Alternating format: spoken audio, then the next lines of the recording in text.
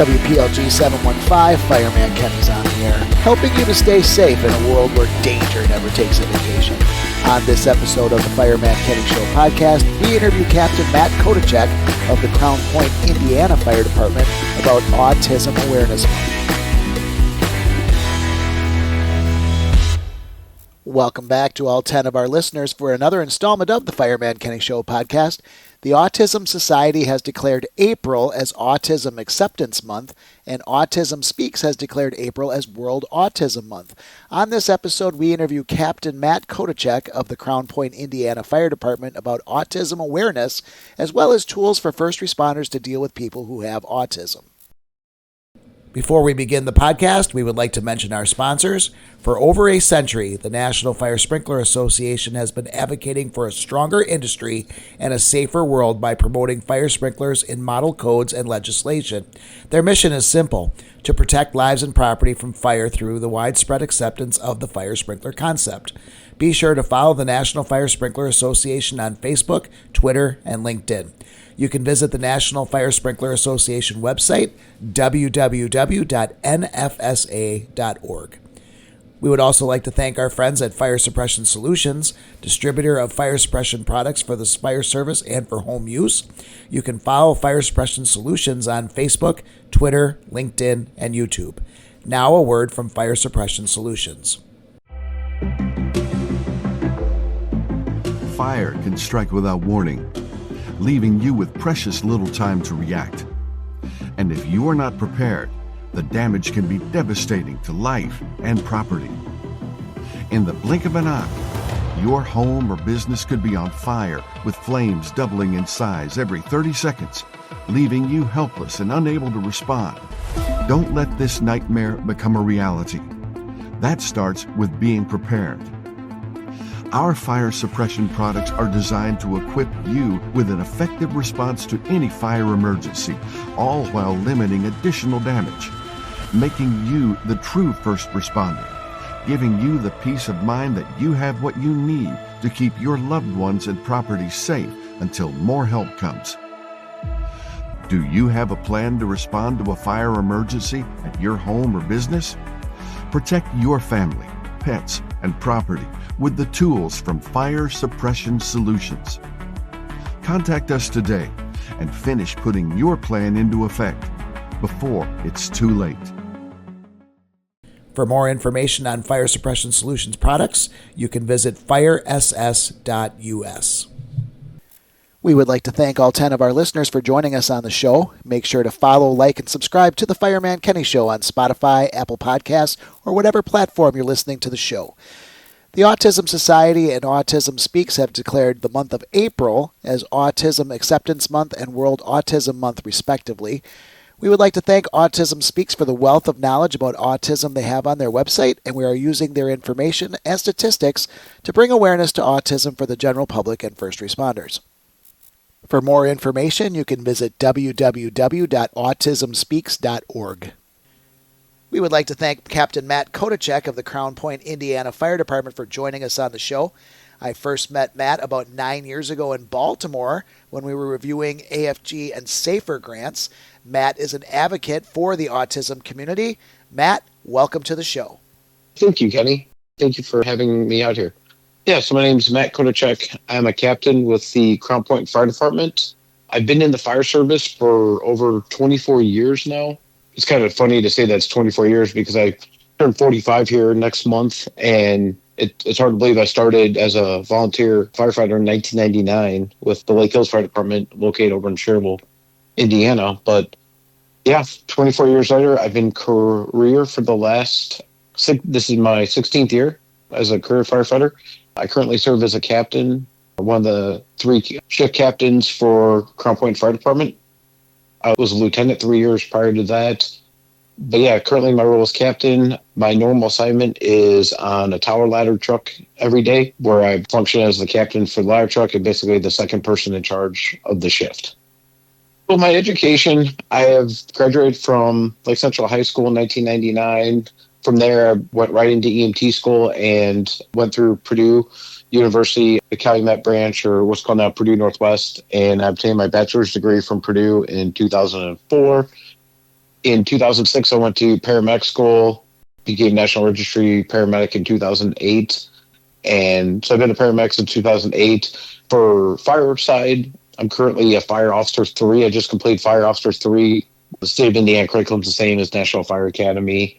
And then Fire Service Instructor 3. Now the state of Indiana changed around.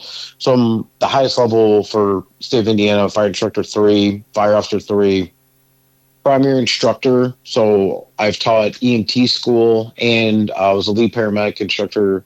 So I taught EMT school for 2 years, and then I took over the paramedic program at the local hospital for 2 years and ran the paramedic program for 2 years also. Pretty extensive background in education. Like I said, background in communications with emphasis in radio and television production. So I have some media background and continue work as a fire instructor for the state of Indiana.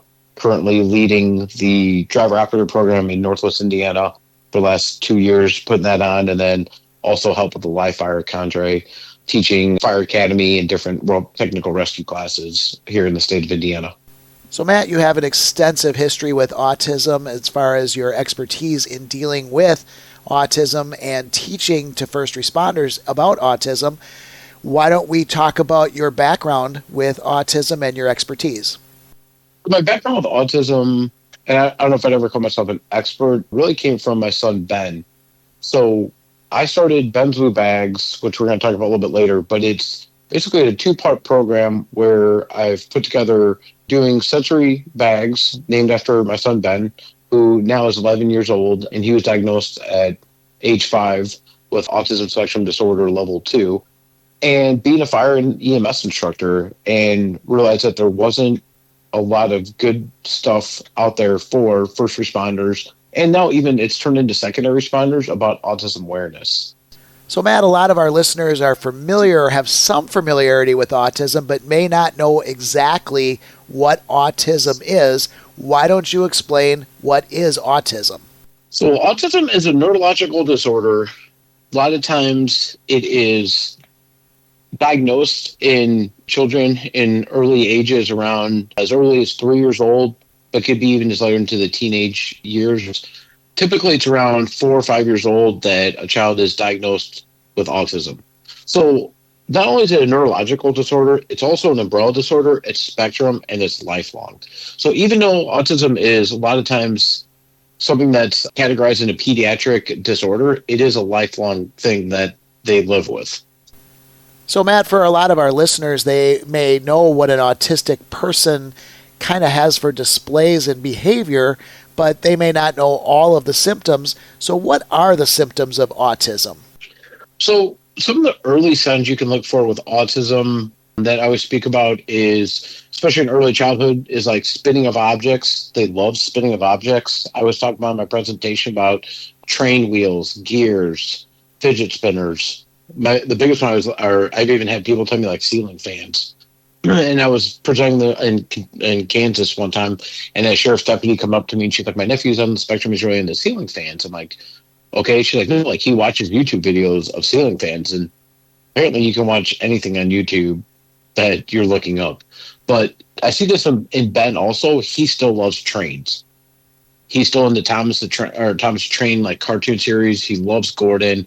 I think So anything that you have with like spinning of objects, gears, fidget spinners, they seem to be attracted to. Some of the early signs, delay of speech, speech delay we noticed with Ben was around age 3 or 4, that we noticed that Ben had some speech delay where he couldn't get out the words that he wanted. He could point at something like he wanted that, but he couldn't get the words out. Hypersensitivity or rejection of cuddles, that's another big one. Some kids could be hyposensitive, hypersensitive. So on the rejection of cuddles, I always tell, first responders when I talk about it, I haven't had that with Ben, but you can imagine as a parent how hard that is on that parent-child relationship when you can't give your child a hug or console them. Sleep problems. I tell everyone Ben's up every morning between 4:30 and 5. It doesn't matter if that kid goes to bed at 8 o'clock, 9 o'clock, or even 10. He's up between 4:30 and 5. Hyperactivity. A lot of these kids, they go hard or go home. They'll go all day long. They need to kind of wear off a lot of that energy. And then the other one I talk about, especially as a father, is preference to play alone. And that was a struggle I really had, Ben being the older of my two boys. My youngest son, Braden, they're about 3 years apart. And Braden kind of struggles with it now more with Ben being 11 and Braden being 8 because Braden wants his big brother to play with him. He wants to go out stuff, and Ben's kind of like, hey, give me some space. Let me do my own thing. And Braden's the more social of the two kids, and it can be a hard time even with siblings. So, Matt, according to Autism Speaks, on average, autism is diagnosed around age 5 in the U.S., with signs appearing by age 2 or 3. Current diagnostic guidelines in the DSM-5-TR breakdown the ASD diagnosis into 3 levels based on the amount of support a person might need: level 1, level 2, and level 3. Why don't you tell our listeners what those levels are and any other distinguishing characteristics of those levels? Yeah, so there's 3 levels, and even some of that, like recently, they're kind of pushing that it's not a perfect level 1, 2, and 3.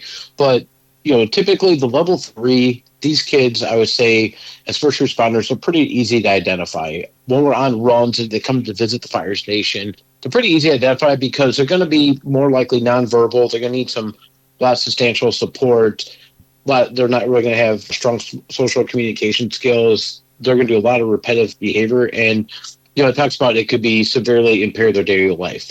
The level 2 kids, I think there are more and more kids out there level 2 now. That's where Ben kind of falls, where he does need some substantial support, but he can do other things. So he could be a level 3 in certain aspects of daily life, and he's a level 2 or even a level 1. And that's where, when they talk about being a spectrum disorder, that everyone falls slightly different on the spectrum. They talk about they could be highly gifted with their IQ to very severe. Their social interaction could be active but odd or aloof. Communication could fall anywhere from verbal to nonverbal. Their motor skills could be highly agile, highly coordinated, or they could be gross awkward and uncoordinated. And then the sensory, they could be hypersensitive or hyposensitive. So I would say, like, even with sensory, like Ben is not bothered by lights and sirens. I've been in the fire service for all my adult life. Ever since he's been a kid, he's kind of rode with me in parades and stuff like that. And he's not really bothered by loud lights and sirens, but he doesn't like the happy birthday song. He doesn't like the air blower dryer, like when you dry your hands. I have to cover his ears. But if it's lights and sirens, like especially if we just had headphones on, I know that's still going through those headphones, and that doesn't bother him. So it is really unique that these kids, and even adults, that certain things will bother them, but other things will not. So with the level 1s, those are going to be more your high functioning. What used to be kind of labeled as Asperger's, they're going to kind of fall under that. But that's where I say that's a lot of your firefighters, your paramedics, your doctors, your engineers, highly educated, but sometimes as coworkers, they might have a hard time doing interactions with coworkers. You kind of see stuff black and white, and if it's not that certain way or done in a certain order, they really have a hard time interacting at work. So that's a good point, Matt, because let's say people that don't want to be diagnosed as something wrong with them or having autism, they may have trouble with work or coworkers. That may lead to some of these people trying to mask their symptoms. Why don't we talk about the issues with people with autism who are masking their symptoms? So a lot of times with the masking of symptoms, it's kind of falls in level 1s, but the one thing they talk about is females, that statistically boys are 4 times more likely than females to be diagnosed with autism spectrum disorder, but they do feel it is prevalent in females, but females are better at masking it. So a lot of times with a female population, that they don't get diagnosed to age 13 or 14 or in their early teen years because they're better with masking it than it is with boys. So, Matt, we're talking about what autism is and a lot of the symptoms with autism, but a lot of our listeners may not know the causes. What are the causes of autism? Oh, they really do not know what causes autism. They know that there's not a cure for autism. Genetics, they have been found to be in the DNA of the parents and can be passed on from generation to generation. But the severity, they really don't know. There was a lot of talk back in the 90s about vaccinations causing autism. That study of a recent program that I did with Target Solutions talked about, it was a study done in the 1990s where there was a small population where they thought it was thimerosal was causing it, but that study has been didacted and proven that it was not the cause of it. So they don't really know. I think autism has always been prevalent. It's just more recognizable. And with it being a spectrum disorder, because of the it's such a wide variety that I think it's always been prevalent. I think society is way more acceptance of it now. And being that there's so many different levels of it, because it is a spectrum disorder, a lot of times with those statistics going up, they found because autism was by itself, and now Asperger's, pervasive development disorder, not otherwise specified, pervasive development disorder has also kind of been lumped in as an umbrella disorder, that they've pulled in a lot of these other disorders all into the umbrella of autism. So that's part of the reason I think the numbers are going up, but also the level 1 kids and adults have probably always been there. They just weren't diagnosed because they might not needed a lot of help. The level 2 and the level 3 have kind of been there, and it's becoming more and more prevalent. But I think society as a whole is becoming more acceptance of it, and the stigma of not being afraid to get your child, diagnosed with it. For one, one of the reasons why I was on the fence. Ben was the first of my two of the boys. Is that having that diagnosis, is that going to stick with him for the rest of life? And if he wanted to be a firefighter or police officer or paramedic, it doesn't matter as long as they can pass whatever their entrance exam is or whatever is needed. They'll be fine. It just it might take a little bit longer to get to somewhere or get to something, but whenever they get to that, they take it to a mastery level. That's one thing I always say about Ben is it might take him a little bit longer to ride a bike, but when he did, man, the kid would just go. It's kind of snap your fingers and they just pick it up and they just take it to a mastery level. So, Matt, you've talked a little bit about the identification of autism and why people may think that it's on the rise and what kind of identifications there are for autism. But let's talk about some other things that may be associated with autism. So what environmental factors are associated with autism? So they talk about from the National Institute of Environmental Health and Sciences that certain environmental influence may increase the risk. So they talk about advanced prenatal age. They talk about prenatal exposure to air pollution or certain pesticides, maternal obesity, diabetes or immune system disorders, extreme prematurity or very low birth weight, and then birth complications leading to low periods of oxygen deprivation to the baby's brain. So, Matt, whenever we're dealing with community risk reduction issues, we always want to have the statistics to back up any of our prevention efforts. Let's talk about some of the statistics when it comes to autism. With autism being on the rise, like I said, it's kind of in a multiple part that's really kind of caused the rise. One is better recognition. Kids are being diagnosed at an earlier age. They talk about the DSM-5, broadening the definition of autism, making it an umbrella disorder where all the other, separate disorders of Asperger's, pervasive development, and not other specified pervasive development disorder are all kind of separate categories. Really bring that under an umbrella has, I think, caused some of those numbers to go up. Also, with Ben, we had the ADOS test, and at first it wasn't conclusive. They're like, well, yeah, he is, but then he's not. And then we went back again, like, no, he is, but he's level 2. I think a lot of times for parents, or society, we just kind of see that level 3 or level 1. But the level 2 kids where they need help with this, but they don't need help with that, that's, where they kind of fit in that middle category is, what's called, it's been the rise. But also, for us, getting that clear diagnosis is what you need to get in order to get therapies paid for. We have in Indiana, there's first steps where they kind of come out and work with, speech and language and stuff like that. But if you want to get like ABA therapies paid for or OT or even like, speech after they age out of the kind of early steps program, you got to have that clear diagnosis because insurance isn't going to cover that.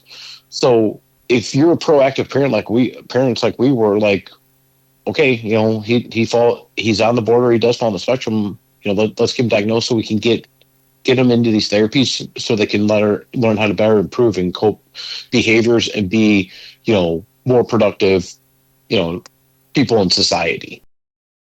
All right, Matt, so some of the statistics just to show that people with autism at any level can succeed. Why don't we talk about the education levels and the statistics from the U.S. Department of Education about graduation rates with people with autism? Yeah, so, they say 74% of autistic students in the U.S. graduate with some diploma versus 86% of all students. 19% of the autistic students in the U.S. graduate with a certificate. 8% of the students in the U.S. do not finish high school versus 5% of all students. So, yeah, it might take them longer and they might not fit in the normal school structure, but they can learn and education fine. It's like I said, what I've seen a lot of times is that it may take them longer to master something or that they'll study it harder, but when they do, they tend to take it to a higher level than, say, the average student does in that topic. So, Matt, when we're talking about the prevention issues when it comes to autism, we want to make sure that we are ensuring that the children who are diagnosed with autism are getting the correct resources and making sure that they can lead a successful life. So let's talk about diagnosis and early intervention when it comes to autism. The National Survey of Children's Health talks about autism can be reliably diagnosed specifically by age 2. But the average age of the autism diagnosis in the U.S. is about 5 years old. That kind of fell right in line with Ben. Now, at age 2, that's a hard pill to swallow for new parents. That, hey, your child, just because they don't speak, but they do show emotion, they're happy, they're sad, to be like, oh yeah, your child is on the autism spectrum. That's a hard pill to swallow when everyone tells you, well, boys take a little bit longer to mature and to speak and stuff like that. So for us, that was a hard pill to swallow. But once we kind of accepted it, it was okay. What's the next step? And that was, getting the therapies, and covered and stuff like that. And, it kind of talks about here about the average diagnosis for children in lower income households. It's 4 to 7 compared to 5.2 in higher income households.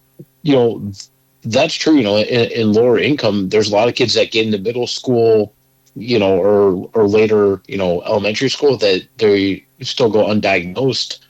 For us, just getting into a pediatric specialist was pretty difficult. We traveled to Indianapolis and to Chicago, and it's really hard. And, during COVID, it was even worse to get your child in there to a pediatric specialist. They're very few and far between. You usually have to travel to somewhere like O'Reilly's or, one of the, University of Chicago hospitals or somewhere kind of bigger areas. So getting that clear diagnosis wasn't the easiest to get done. So, Matt, you've kind of taken it upon yourself to be able to go out and train first responders in dealing with autism. Why don't we talk about the levels of training you have in teaching first responders and what kind of training you've done for other first responders in dealing with people with autism? The training that I have, partly came from some other instructors and kind of real life training. I kind of saw it like a need for this. The state of Indiana, they have a little presentation that they put on the LMS, and all new firefighters have to, complete that, or they made everyone complete it. It was pretty much broad overview. Target Solutions are monthly. If anyone uses Vector Solutions or Target Solutions, we just got assigned one that the division chief of EMS signed, and it's very similar to what I talk about in my presentation. The difference of like what you kind of see on Vector Solutions or versus what I'm putting out there is. This isn't, coming from some, ABA experts and stuff like that. This is coming from a dad that's a first responder that lives with it like every day of having a child on the spectrum. And the stuff, I kind of talk about is I get more into dangerous situations. And, the big three I talk about is water, drowning being the leading cause of death of children under the age of 14. I talk about as firefighters, fire, about how children and adults might resist and restrain during a fire emergency. And then I talk about wandering and elopement. So in dangerous situations, drowning is the leading cause of death in children with autism under the age of 14. That's where 90% of the deaths occur. The why behind this is the number of stimuli with water, it hits all their senses. So it could be the feel of the water, it could be the sounds of the waves and the splashing, the visual light reflecting off the surface, but even the smell could be enticing to them. And as I started putting my presentation together with Benzu bags and doing the Century bags, I was pulling stories from across the country using different news clips as I present. And, 3 years into it, we ended up having a drowning in the north end of our county. A young boy named Fireman Martin drowned in a river in a hotel right behind where he was staying in Hammond.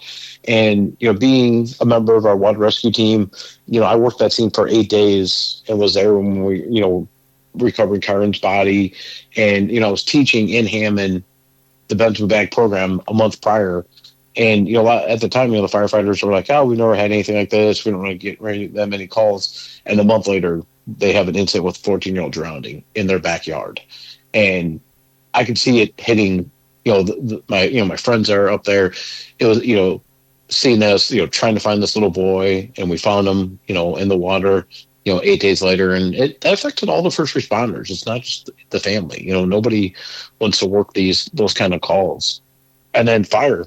I talked about, in a structure fire, someone with autism may continue to resist or restrain during a fire emergency. So I tell firefighters, you must stay with that person or hand them off to another caregiver because they may try to run back inside. So one of the stories I talk about is a 12-year-old Alex from Arizona, where he smelled the smoke. He alerted the family. They went outside, and somehow in the confusion, they got separated, and he ran back inside and ended up perishing in that fire. Now, 2 weeks ago, we had a structure fire in our county in the north end in Munster, and one of my friends is the battalion chief, and I presented to their fire department and before and everything, and pulls up on scene and said there was a 14-year-old nonverbal autistic, little girl inside, and the battalion chief, he actually located her. She was hiding in a closet. She was nonverbal, and he had to kind of pull her or get her going, but he was able to make a grab with that.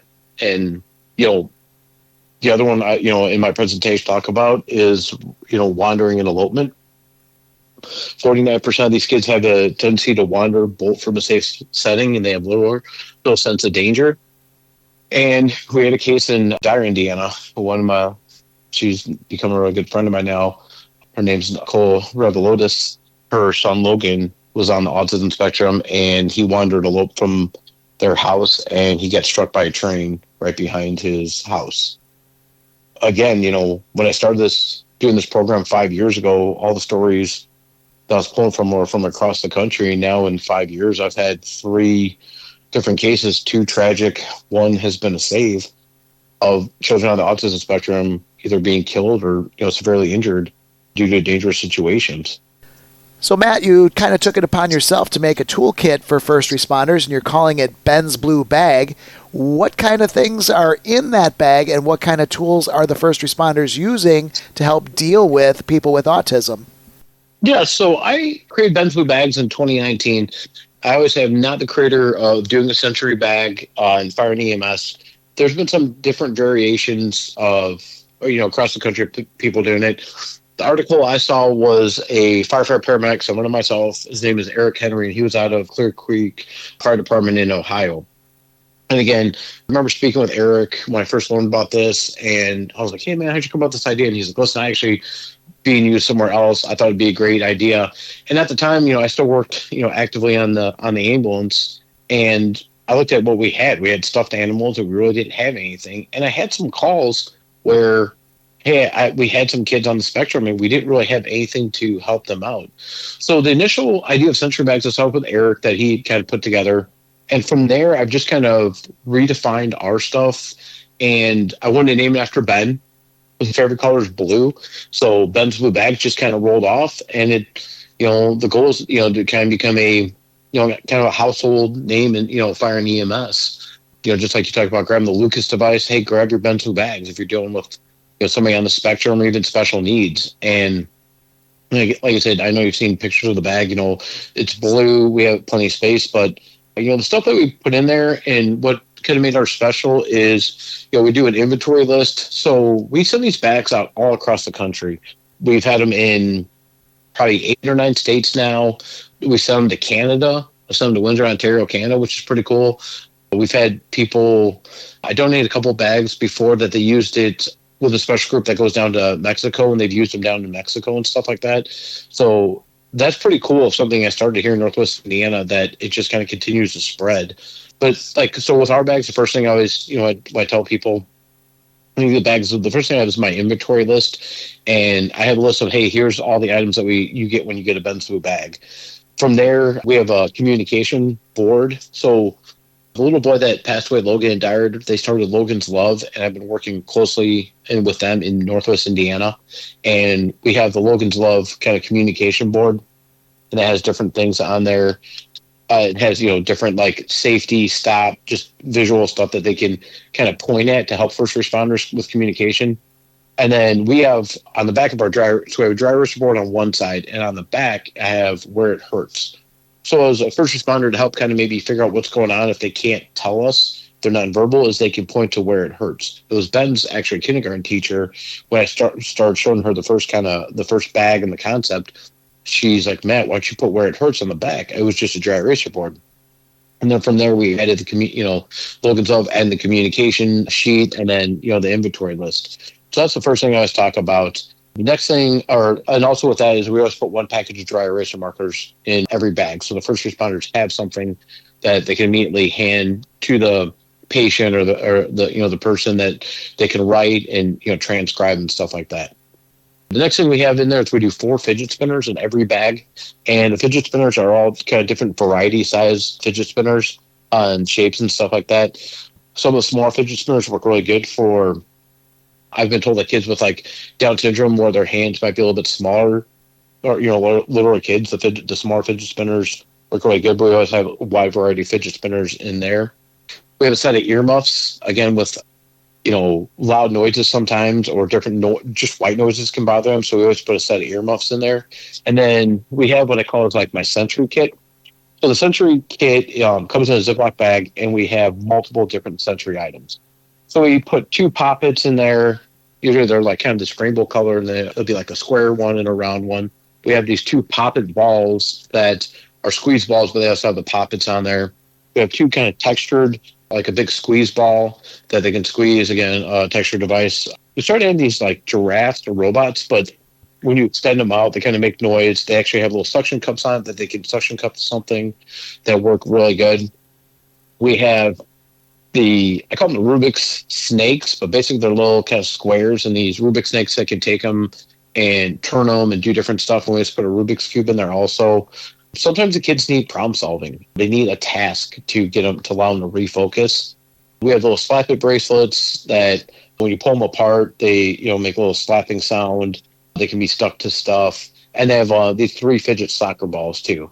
Again, and then like 2 different additional squeeze balls. So we try to put a wide variety in there for first responders to use these calls, or to be able to use on these incidences. Whether they need something tactile, they need something that makes noise, they need a problem solving.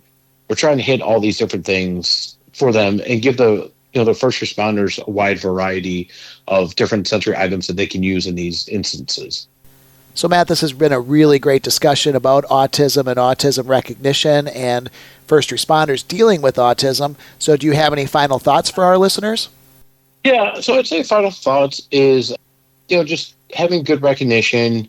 Our goal with Bensbu Bags has always been about educating and supporting first responders with, these bags that contain sensory stimulation items that hopefully allow you to de-escalate an autistic, but even a special needs patient when they're overstimulated in an emergency situation. We're doing this for 5 years now. We continue to grow. I had departments, like I said, all across the country, ask us about it. We try to do as many presentations as we can. We're even trying to start doing some more via Zoom. Like I said, it's been a great opportunity to travel across the country to meet different fire departments. And, when it comes to a great, as a community risk reduction, it really does fall into that, because if we can get on scene as a first responder unit, or even as an EMS service, and we can calm the situation down and de-escalate this, and they don't need to be transported to the hospital, that's a win-win for everyone, right? We're not taxing the EMS service as much. We're kind of educating the family, and we're not, overburdening the EMS services. For a lot of these calls, they're going to be most of the time basic life support. They don't need IVs. They don't need medication. Most of the time, it's just kind of an understanding of what's going on and try to figure out maybe what caused that overstimulation to calm it down. We did a medical study. It was published in 2023 by my medical director, Dr. Eric Lombardi, along with some other doctors out of Olympia Fields. And it was a voluntary survey, with the bags we used in Northwest Indiana, but it actually, in the study, it showed that it had a 92% effective rate working on calls for either if they did have to start an IV or calming the situation down, that those units could go back in service and not have to transport somebody. So the name of the article is Improving Emergency Medical Services Care for People with Autism in Pre-Hospital Setting Through Sensory and Communication Aids. And like I said, Dr. Eric Lombardi, he was the medical director for us for Franciscan Crown Point, was the one who came to me and said, let's do the study. So we created a survey. It was all voluntary, but again, we got police officers, firefighters, paramedics to fill this out. And like I said, to see that it showed a 92% positive rate or, outcome is really cool to see that it's not just a thought or, hey, let's try this. It's showing that these things are working, when they're put to use with using the sensory items. It's hard to, get statistics, especially like me and you were talking earlier about trying to get voluntary statistics. There's nothing, set unless the department puts it into their report writing system to gather that data that on a large scale of, doing this. But like I said, even on a small sample, we're seeing, positive, rates when it comes to, using this. The big thing I was talking about with benzo bags versus, using like an iPad or something like that is nothing in our bags run like on battery. Nothing needs, to be plugged in. Nothing needs Wi-Fi. A lot of times on these calls or transports, you're only with them for a certain amount of time. If you can give them an item that they can keep and they can take away, you're establishing that rapport with them. 2, it's making your job as a EMS provider better. And 3, it benefits all that are involved. The families are happy. It seems right from the start that, you have something that's, willing to help them. And, I use these items all the time. Using my pediatric calls, I've had, coworkers come back to them. They use them on Alzheimer's dementia patients, give them a squeeze ball so they can hold on something when they go to start an IV. So it's just a wide variety of things that we have. Like I said, the way I always, strayed away from electronic devices because, on the ambulance, we do all our charting on an iPad. So, one, if I hand the patient my iPad, we can't do any of the charting, on the call, get information. And 2, at the end of that call, when I go to the hospital, I have to take that iPad back from them. So if I can give them something and let them keep it and it calms them down, that's a win-win and let them have it. That's why we always put a wide variety of items in there so the bags can be used over and over again. And like I always tell people, I go, don't just give the bag away. I go, find something that works, let them keep it, and then, just resupply that single thing as needed. But like I said, we put multiple things in there so it can be used for call after call after call.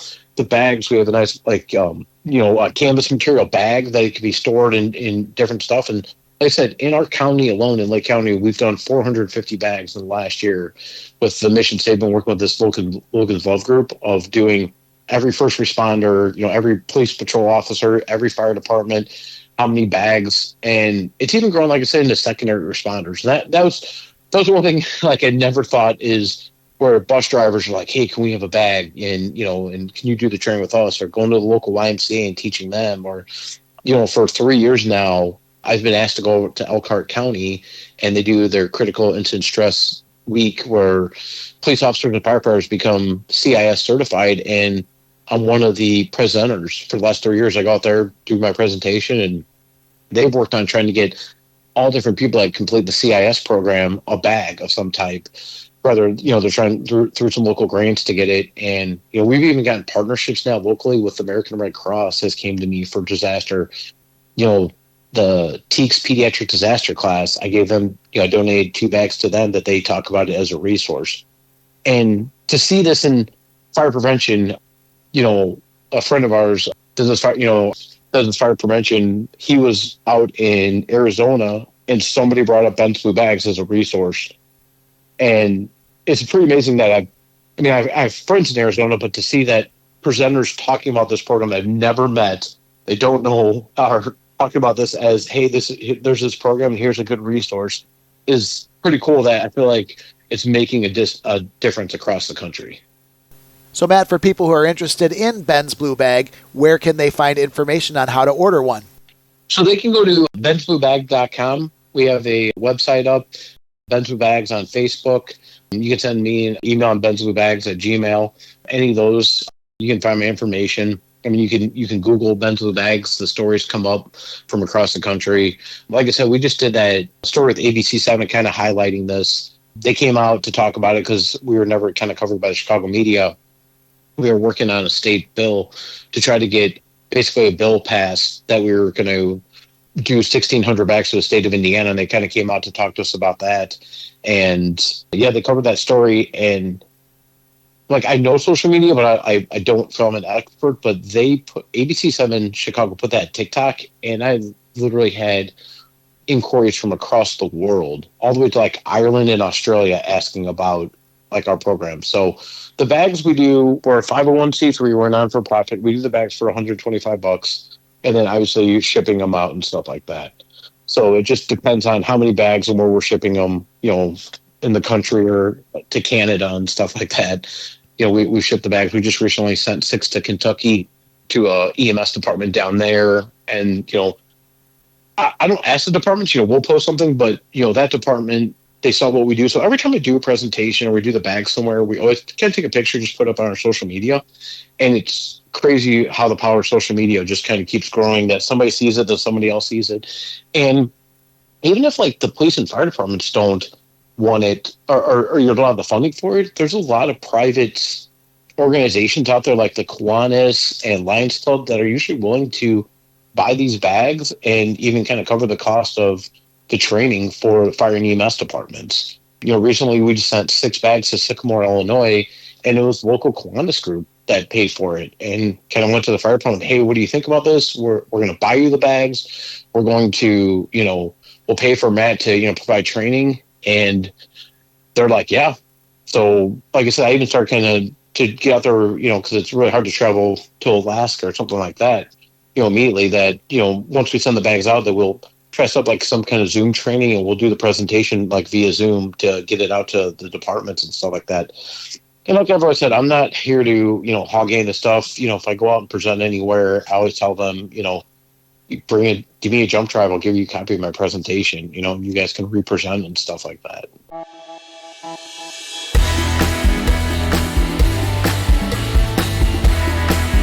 We would like to thank Crown Point Fire Department Captain Matt Kodicek for his time to talk about Autism Acceptance Month. For more information, you can visit autismsociety.org.